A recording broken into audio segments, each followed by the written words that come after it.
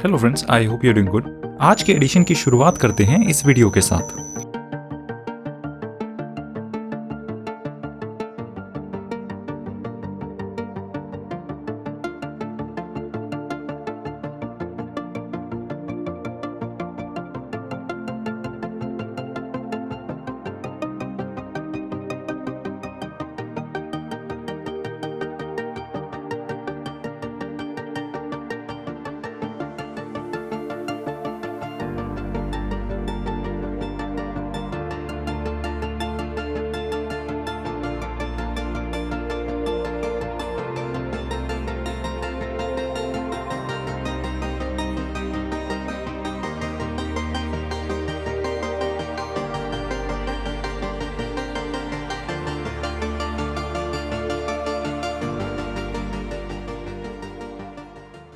ये वीडियो था राइस की जर्नी का। एक सैपलिंग से आपकी प्लेट तक इंडिया के राइस रिलेटेड फैक्ट्स की बात करें तो राइस एक खरीफ क्रॉप है और इंडिया ग्लोबल लेवल पर राइस का सेकेंड लार्जेस्ट प्रोड्यूसर और फर्स्ट लार्जेस्ट एक्सपोर्टर है। राइस का ग्लोबली लार्जेस्ट प्रोड्यूसर चाइना है। प्रिलिमिनरी में राइस से रिलेटेड 2022 में ये क्वेश्चन, 2020 में ये क्वेश्चन और 2019 में ये 2 क्वेश्चंस पूछे जा चुके हैं।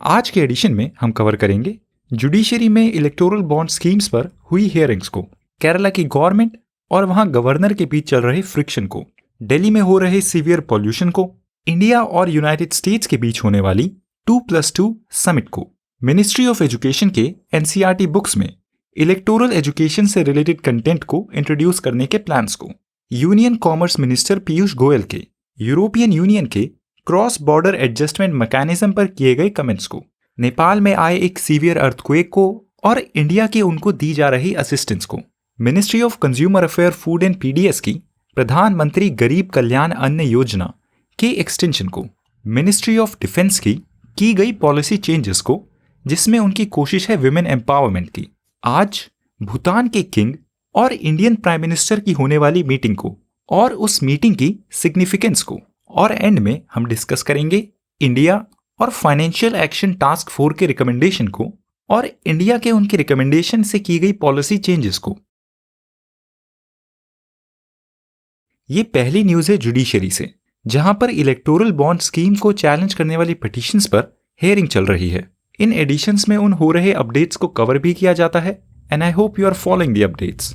तो अब इन हियरिंग्स में लेटेस्ट अपडेट ये है, सुप्रीम कोर्ट ने इलेक्शन कमीशन ऑफ इंडिया को ऑर्डर दिया है कि वो उनको इंडिया की पॉलिटिकल पार्टीज को इलेक्टोरल बॉन्ड स्कीम के थ्रू मिली डोनेशंस का डाटा प्रोवाइड करें। चीफ जस्टिस ऑफ इंडिया ने इन हियरिंग्स के दौरान इस स्कीम से जुड़े कंसर्न्स, जैसे कि इस स्कीम की मदद से लीगली रिश्वत दी या ली जा सकती है और इस तरीके से पॉलिटिकल फेवर्स भी किए जा सकते हैं, इनको एक्सप्रेस किया है। हालांकि सॉलिसिटर जनरल तुषार मेहता ने इन हियरिंग्स के दौरान इलेक्टोरल बॉन्ड स्कीम को डिफेंड किया है और बोला है कि ये स्कीम ब्लैक मनी के फ्लो को रोकती है, ना कि उसको बढ़ावा देती है। अब एक बार ब्रीफली इलेक्टोरल बॉन्ड स्कीम की बात करते हैं। इलेक्टोरल बॉन्ड एक प्रॉमिसरी नोट है जिसको कोई भी व्यक्ति स्टेट बैंक ऑफ इंडिया की स्पेसिफाइड बैंक ब्रांच से खरीद सकता है और फिर इन बॉन्ड्स को वो अपनी मर्जी के किसी भी पॉलिटिकल पार्टी को डोनेट कर सकता है बिना अपनी आइडेंटिटी को पब्लिकली रिवील किए। इलेक्टोरल बॉन्ड स्कीम की क्रिटिसिज्म जनरली इस ग्राउंड पे होती है कि ये स्कीम मनी लॉन्ड्रिंग को एनेबल करती है, और क्योंकि ये स्कीम फंडिंग को एनोनिमाइज रखती है, कोर्ट में चैलेंज किया गया है कि ये स्कीम सिटीजन्स के राइट टू इन्फॉर्मेशन को वायलेट करती है और एज इट्स कॉन्सिक्वेंस डेमोक्रेसी को भी वीक बनाती है। इससे रिलेटेड डिटेल्स नोट्स में है, आप उनको रेफर कर सकते हैं। ये नेक्स्ट न्यूज भी है पॉलिटी एंड गवर्नेंस से, और इसका कॉन्टेक्स्ट है केरला के गवर्नर और उनकी स्टेट गवर्नमेंट के बीच चल रहा friction. Friends, role of governor in a state एक मेजर और रिकरिंग टॉपिक है जो फ्रिक्वेंटली न्यूज में रिपीट भी होता है। आई होप आपको ये मालूम होगा कि इंडिया की काफी सारी स्टेट गवर्नमेंट्स की इस समय एक शिकायत है कि उनकी स्टेट के गवर्नर उनकी डे टू डे फंक्शनिंग को ऑब्स्ट्रक्ट कर रहे हैं। Now coming back to this news, Kerala की स्टेट गवर्नमेंट ने सुप्रीम कोर्ट में पिटीशन की है कि उनकी स्टेट के गवर्नर आरिफ मोहम्मद खान अपनी कॉन्स्टिट्यूशनल ड्यूटी नहीं निभा रहे और उनकी स्टेट असेंबली के द्वारा पास किए गए बिल्स को विदहोल्ड कर रहे हैं। मतलब उनके पास फिलहाल असेंट के लिए आए बिल्स को वो अप्रूवल नहीं दे रहे और इस वजह से वो बिल्स लॉ नहीं बन पा रहे हैं। केरला गवर्नमेंट ने सुप्रीम कोर्ट में की गई पिटीशन में बोला है कि उनके गवर्नर को अपने पास आए इन बिल्स को एक तय समय से पहले पास कर देना चाहिए और ऐसा नहीं करना चाहिए कि वो उन बिल्स पर कोई एक्शन ही ना लें। केरला के गवर्नर के पास पेंडिंग बिल्स की बात करें तो केरला स्टेट असेंबली ने अभी रिसेंट पास्ट में लगभग 8 बिल्स को पास किया है, जिसमें से 3 बिल्स गवर्नर के पास पेंडिंग है पिछले 2 साल से और 3 और बिल्स पेंडिंग है पिछले 1 साल से। सुप्रीम कोर्ट में की गई पिटीशंस में गवर्नर के इस ही डिस्क्रेशन को चैलेंज किया गया है। अब इन हियरिंग्स में जो भी होता है वील कीप फॉलोइंग इट। अब बात करते हैं गवर्नर के लेजिस्लेटिव रोल की, जो पॉलिटी एंड गवर्नेंस का एक फंडामेंटल टॉपिक है। जब गवर्नर के पास स्टेट असेंबली से पास होकर असेंट के लिए एक बिल आता है तो गवर्नर के पास कुछ ऑप्शंस होते हैं। वो ऑप्शंस हैं, या तो गवर्नर उन बिल्स को असेंट दे सकते हैं और फिर वो बिल एक लॉ बन जाता है, या फिर गवर्नर अपनी असेंट को विदहोल्ड कर सकते हैं। मतलब वो यूं बोल सकते हैं कि वो अपने पास आए इन बिल्स को असेंट नहीं देंगे, या फिर वो उन बिल्स को वापस स्टेट असेंबली के पास भेज सकते हैं एक मैसेज के साथ रिकंसिडरेशन के लिए। पर ऐसा मनी बिल्स के केस में नहीं किया जा सकता। और आखिरी, या तो वो उस बिल को प्रेसिडेंट की कंसिडरेशन के लिए अपने पास रिजर्व कर सकते हैं। फ्रेंड्स, रोल ऑफ गवर्नर एक फंडामेंटल और क्रूशली इंपॉर्टेंट टॉपिक है जिस पर प्रिलिमिनरी में काफी बार क्वेश्चन पूछे भी जा चुके हैं और पूछे भी जाते रहेंगे। आप इस टॉपिक को अपनी पॉलिटी एंड गवर्नेंस के बुक से पढ़ लें और एज अ स्टार्टिंग पॉइंट आप डिस्क्रिप्शन में लिंक नोट्स को भी रेफर कर सकते हैं, दे आर गुड। ये न्यूज है इंडिया की नेशनल कैपिटल दिल्ली से, जो इस समय सीवियर पॉल्यूशन से जूझ रही है। हालांकि ये एक स्टेट बेस्ड इवेंट है, पर एयर पॉल्यूशन एक ऐसा टॉपिक है जिसका नेशनल रेलिवेंस है, इसलिए हम इसको कवर कर रहे हैं। तो इस न्यूज इवेंट की बात करें तो दिल्ली में एयर पॉल्यूशन सीवियर कैटेगरी तक पहुंच गया है और इस वजह से वहां पर रिस्ट्रिक्शन भी लगा दी गई हैं। स्कूल्स को कुछ दिनों के लिए बंद कर दिया गया है और BS3 पेट्रोल व्हीकल्स और BS4 डीजल व्हीकल्स के इस्तेमाल पर टेम्पररी बैन लगा दिया गया है, अमंग अदर रिस्ट्रिक्शंस। आई होप आपको एक बेसिक आइडिया है कि दिल्ली में ऐसा क्यों है कि सिर्फ हर साल इसी समय इतना सीवियर पॉल्यूशन होता है। इसका पहला और सबसे बड़ा रीजन है दिल्ली रीजन की मेट्रोलॉजिकल कंडीशंस। दिल्ली में विंटर मंथ्स में एयर मूवमेंट बिल्कुल बंद हो जाती है, जिससे वेंटिलेशन नहीं हो पाता and the pollution starts to accumulate. और दूसरा, इस पुअरली वेंटिलेटेड एनवायरनमेंट को और वर्स बनाने वाली एक्टिविटीज जैसे कि नेबरिंग रीजन्स में stubble burning, industrial activity, dense vehicle use वगैरह। ये नेक्स्ट न्यूज है foreign policy and international relationship से और इसका कॉन्टेक्स्ट है इंडिया और यूनाइटेड स्टेट्स के बीच नेक्स्ट वीक होने वाली 2+2 मिनिस्टीरियल समिट, जिस समिट में यूनाइटेड स्टेट्स के secretary of state Anthony Blinken और defence secretary Austin Lloyd, Indian external affairs minister और डिफेंस मिनिस्टर से मिलेंगे। इस मीटिंग में बायलैटरल और ग्लोबल कंसर्न्स पर बात की जाएगी, जैसे कि Israel Hamas conflict, Ukraine Russia war, internal financial institution का रिफॉर्म, चाइना को लेकर बातचीत, एशियन रीजन्स को लेकर बातचीत, डिफेंस कॉपरेशन, डेमोक्रेसी और ह्यूमन राइट्स पर बातचीत, क्लीन एनर्जी पर बातचीत, counter terrorism, artificial intelligence, space और सेमीकंडक्टर मैन्युफैक्चरिंग। अब जब ये मीटिंग होगी we'll follow up.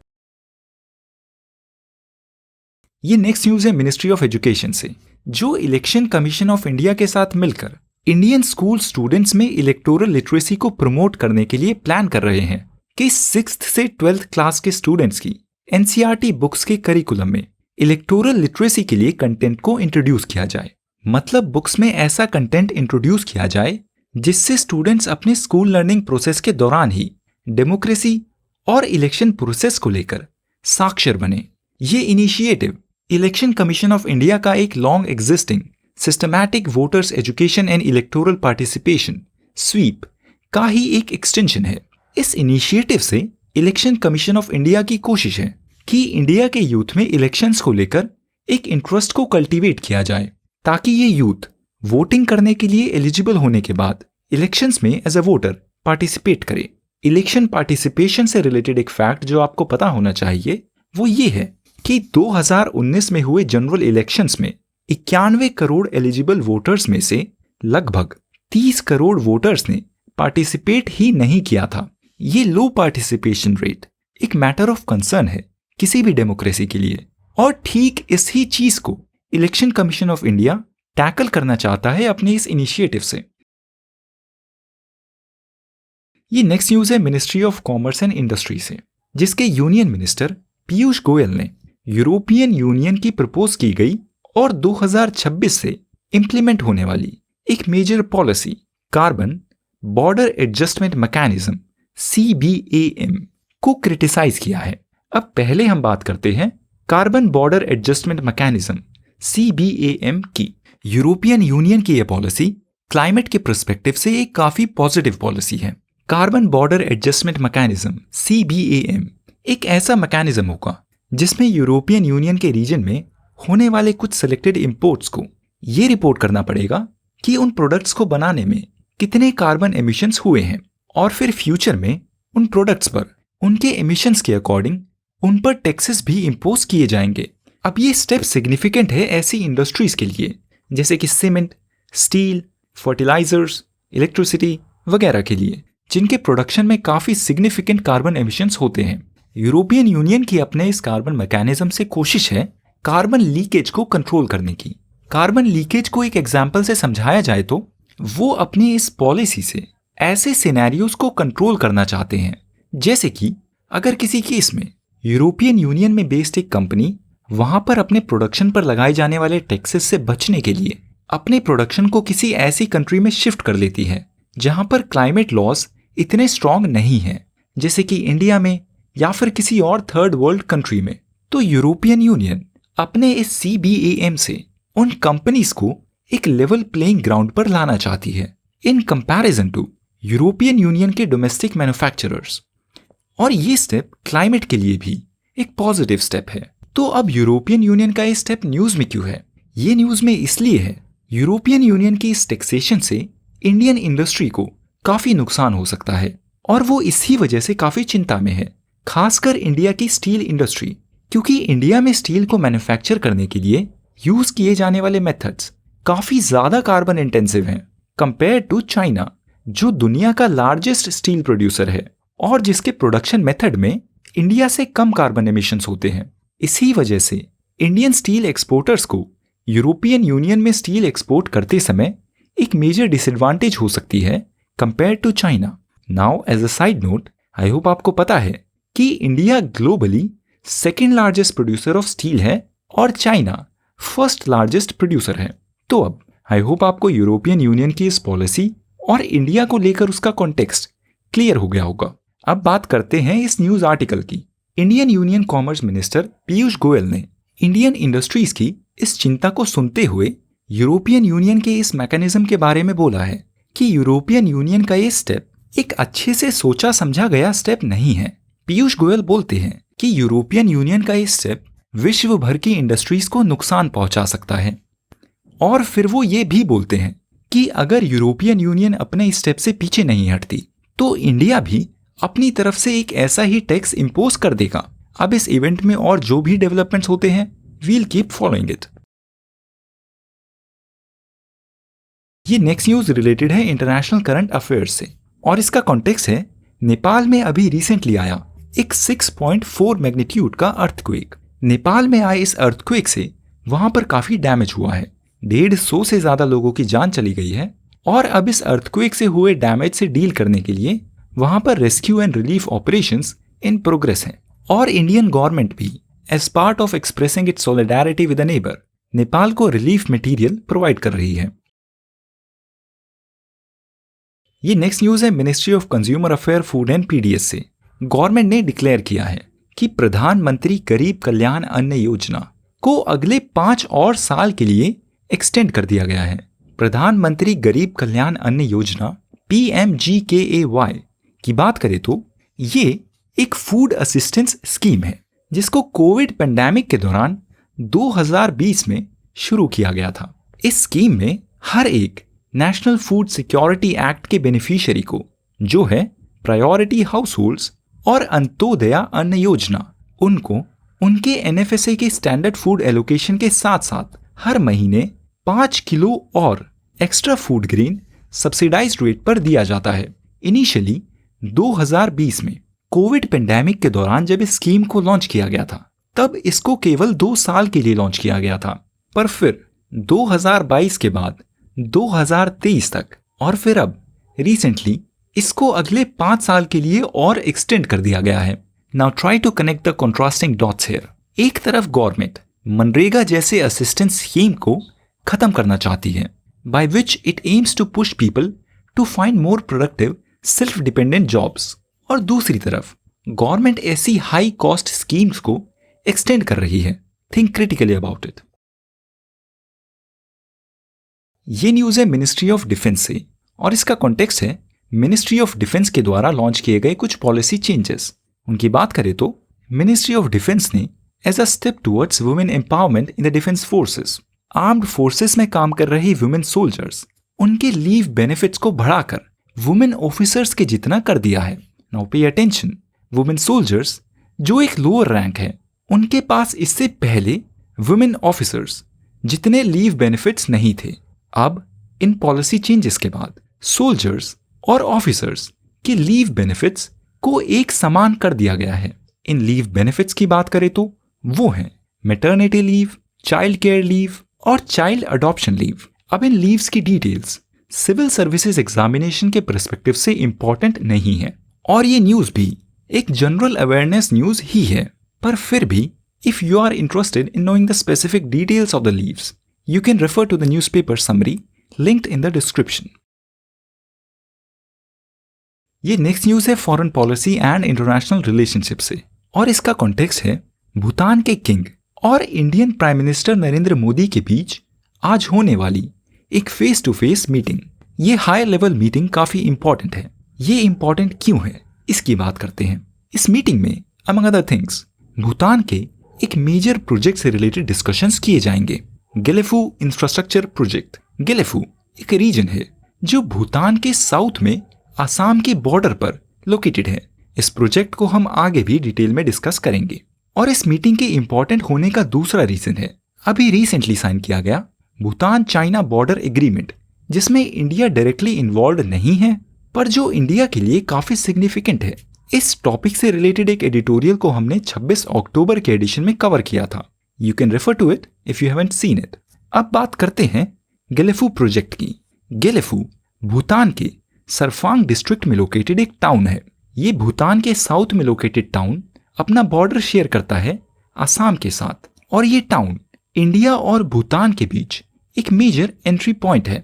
Bhutan government इस टाउन को as a gateway city develop करना चाहती है, और इसके लिए वहां पर मेजर इंफ्रास्ट्रक्चर प्रोजेक्ट्स प्लान्ड हैं। भूटान गवर्नमेंट इस टाउन को असम के कोकराझार से कनेक्ट करने के लिए एक रेलवे लाइन यहां पर बनाना चाहती है, और इस टाउन में एक इंटरनेशनल एयरपोर्ट भी प्लान्ड है। भूटान की ये भी उम्मीद है कि इंडियन गवर्नमेंट इस प्रोजेक्ट में इन्वेस्ट करेगी और इस प्रोजेक्ट को सपोर्ट करेगी। इस आज होने वाली मीटिंग की और बात करें तो इस मीटिंग से भूटान और इंडिया के करीबी संबंधों का पता चलता है, खासकर इस बैकग्राउंड में कि अभी कुछ समय पहले ही भूटान ने चाइना के साथ एक मेजर लैंड बाउंड्री एग्रीमेंट को साइन किया है, और ऐसा करने के जस्ट बाद भूटान का इंडियन गवर्नमेंट से मिलना सिग्निफिकेंट है इंडियन फॉरेन पॉलिसी पर्सपेक्टिव से। Now that's all for today friends, आज के एडिशन में कुछ एक्सप्लेनर पीसेस नहीं हैं जो होने चाहिए थे। They will be included in the next edition. I apologise for that and humble request. दोस्तों, अगर आप इस चैनल को सपोर्ट करना चाहते हैं तो please make a donation if you can, but one thing you can always do is please leave a like. Thank you. Have a nice day. See you in the next edition. Take care.